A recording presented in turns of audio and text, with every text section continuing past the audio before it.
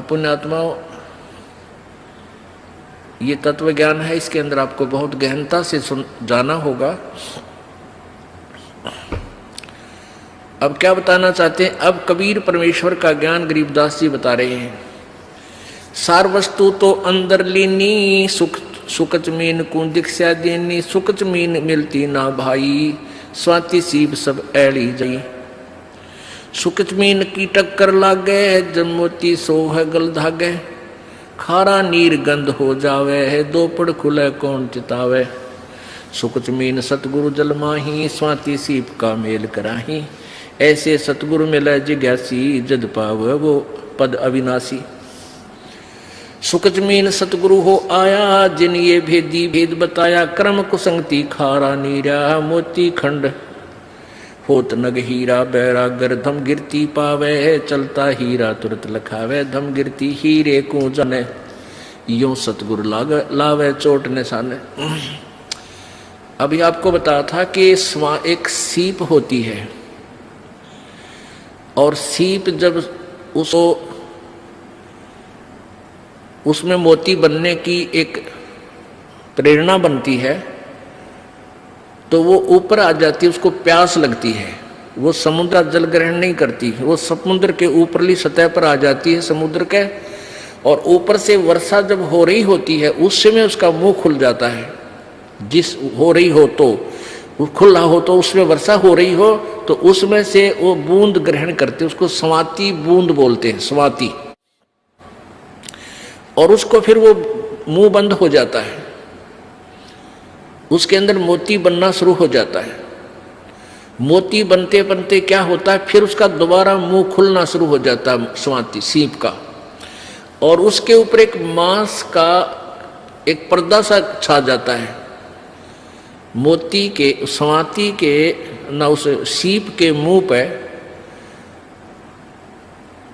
एक मांस का पर्दा सा, एक जैसे मकड़ी का जाड़ा देखा हो आपने, सफेद सफेद सा कपड़े जैसा होता है, ऐसा एक मांस का ऊपर कवर सा लग जाता है, और अंदर वो मोती बन जाता है। अब मोती स्वाति भी मिल गई और सीप भी है।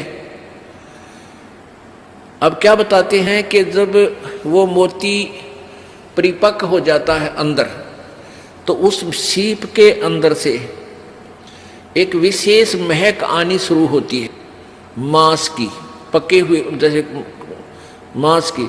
तो एक बहुत ही पतले से मुंह की एक मछली होती है, पतले से, उसको सुकच मीन बोलते हैं, पतला सा मुंह, पेन कैसा हो उसका मुंह।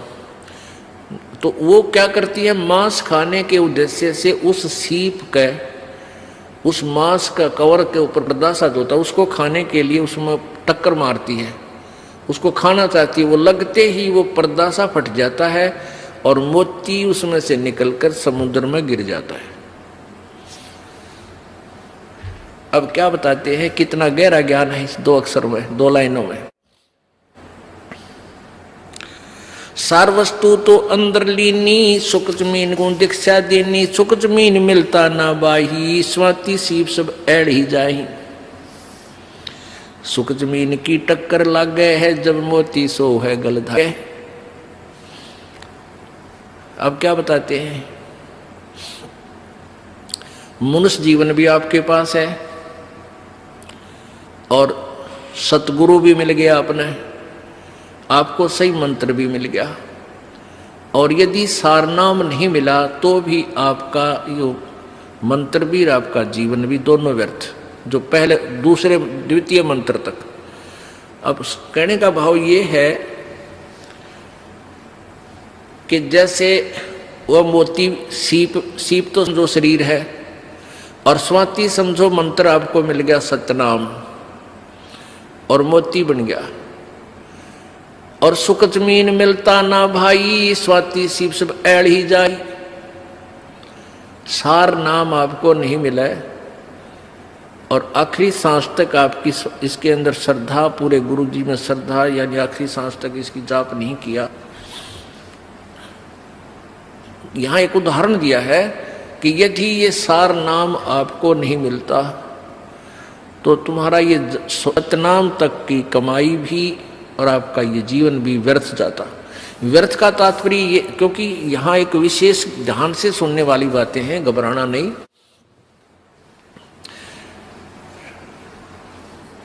अब जैसे आपको सतनाम मिल गया और सारनाम मिला नहीं और आपकी मृत्यु होगी। पहली बात तो ये है कि परमात्मा उस प्राणी की मृत्यु नहीं होने देगा। कबीर भगवान के हाथ में पूरी कलम है। जमजो राजा से डरे मिटे कर्म के लेख, अदली अदल कबीर हैं, असल कबीर हैं ये कुल के सतगुरु एक। ये नहीं आपके जीवन नहीं जाने देंगे, पूरा काम करके और तब आपको यहाँ से फारिग करेंगे। ये इनकी समर्थता है। और जो बकवाद करते हैं, नाम भी ले रहे हैं, सही ठिकाना यानी सही श्रद्धा से नहीं है, वो जा भी सकते हैं, वो फिर परमात्मा उनको पकड़ नहीं करता। भक्ति भी करते हैं, श्रद्धा ठीक नहीं है, पूरी नहीं बन पाई है, तो मृत्यु भी हो जाएगी। तो उनको फिर वैसे तो व्यर्थ हुआ क्योंकि सारनाम मिला नहीं, लेकिन फिर भी वो ऐसा व्यर्थ नहीं होगा जैसे औरों का होता है। उन अन्य साधकों से चाहे 1000 वर्ष तक तपस्या और अन्य पूजाएं करके चले गए, उनसे भी आपका जो मंत्र की कमाई है वो असंख्य गुना घनी आपके पास है। न जाने कितने दिन स्वर्ग में रहोगे या कहीं और दूसरे लोकों में राजा बन जाओगे, तो ये व्यर्थ है गया, यानी जो उद्देश्य था वो पूरा हुआ नहीं। अब ये एक उदाहरण देना चाहते हैं आपको गहराई से समझाने के लिए। जिनको ये तीनों नाम प्राप्त हैं वो प्राणी के लिए ये चैप्टर आज चल रहा है। सुकच मीन मिलता ना भाई, स्वाति सीब सब ऐड़ ही जाई। सुकच मीन की टक्कर लाग गए, सुख जमीन मिलता ना भाई, स्वाति सीब सब ऐड़ ही जाई। सुख जमीन की टक्कर लाग गए है, जब मोती सो है गल दागे। अब सुख जमीन ने उस सीप के उस मांस के टुकड़े को खाने के उद्देश्य से टक्कर मारी, वो खड़क दे ही मोती नीचे निकल गया। तब वो मोती निकाला गया गोताखोरों के द्वारा और फिर उस मोती की कीमत हुई, फिर वो सीने पर आकर सुशोभित हुआ। परमात्मा हमें बताना चाहते हैं कि पूरी साधना पूर्ण सम से प्राप्त करके ही आप परमात्मा के दरबार में सुशोभित हो पाओगे, अर्थात पूर्ण मोक्ष प्राप्त करोगे।